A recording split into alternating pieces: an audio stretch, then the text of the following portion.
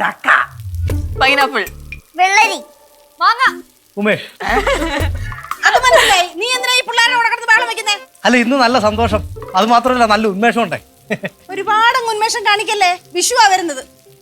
മുമ്പ് ഇതൊക്കെ ഇവിടെ വെക്കട്ടെ. ആ വെക്ക്. മുമ്പോയ് എല്ലാവരും ഇത്രയും പോരല്ലേ? അതൊക്കെ ബാക്കിയൊക്കെ നമുക്ക് സംഘടിപ്പിക്കാം. ഓ അമ്മൂമ്മേ, ഈ കണി വെക്കാൻ അരി, നെല്ല്, പിന്നെ അലക്കിയ മുണ്ട്, സ്വർണം, വാൽക്കണ്ണാടി, പിന്നെ കണി, വെള്ളരി ഒക്കെ വേണ്ടേ? അയ്യടോ, അരുതേ, നീ മെയിൻ സാധനം മറന്നുപോയല്ല. ഇതായിരിക്കുന്നു കണിക്കൊന്ന.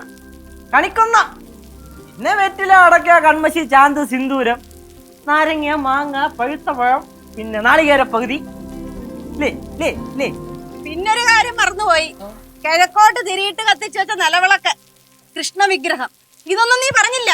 പിന്നെ മഞ്ഞപ്പട്ട്. ആ അത് തന്നെ വിട്ടുപോയി. ഞാൻ ഇങ്ങനെ ഓർത്ത് വരുമായിരുന്നു.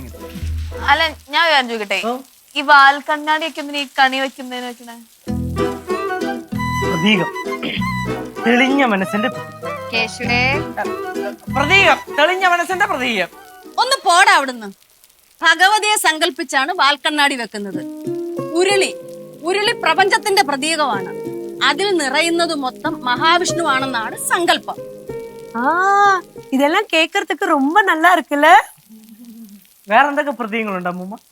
കണിക്കൊന്ന പൂക്കള് കിരീടം, കണിവെള്ളരി മുഖം, വിളക്കിത്തിരി കണ്ണുകൾ, ഗ്രന്ഥങ്ങൾ വാക്കുകൾ, അങ്ങനെ അങ്ങനെ അങ്ങനെ ഇങ്ങനെ പോവും.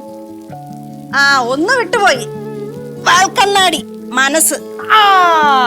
വാൽക്കണ്ണാടി മനസ്സ്. മനസ്സ് അതായത് ഞാൻ നേരത്തെ പറഞ്ഞില്ലേ, ഈ മനസ്സ് വാൽക്കണ്ണാടി എന്ന് പറയുമ്പോ തെളിഞ്ഞ മനസ്സ്, തെളിഞ്ഞ മനസ്സിന്റെ പ്രതീകമാണ്. ഈ ദൈവത്തിന്റെ മനസ്സെന്ന് പറയുമ്പോ തെളിഞ്ഞ മനസ്സല്ലേ? ലേ, അപ്പൊ ഞാൻ പറഞ്ഞ കറക്റ്റല്ലേ?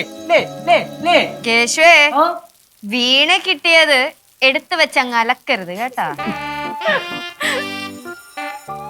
കേശു, അമ്മ പറഞ്ഞാണ് ആചാരപ്രകാരമുള്ള സങ്കല്പം. പിന്നെ ചില വകഭേദങ്ങൾ ഉണ്ടെന്നാകിലും നീ എന്തൊക്കെയാ ഉമേഷ ഈ പറയുന്നേ?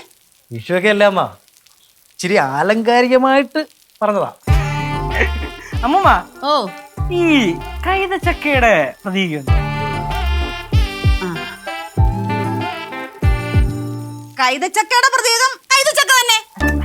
അതല്ല അമ്മൂമ്മ, ഉമ്മ നേരത്തെ പറഞ്ഞല്ല പ്രതീകം പ്രതീകം പ്രതീകം, അതേപോലത്തെ കൈതച്ചക്കയുടെ പ്രതീകം. അത് പ്രതീകം പ്രതീകം തന്നെ. ഓ അപ്പൊ ഈ നെല്ല നെല്ലിന് നെല്ല് തന്നെ. അമ്മൂമ്മ, ഞാൻ അതല്ല ഉദ്ദേശിച്ചത്, അത് ഞാൻ വിട്ടുപിടിച്ചത്. ഇപ്പം ഈ കണി വെക്കാൻ നെല്ല് വേണ്ടി.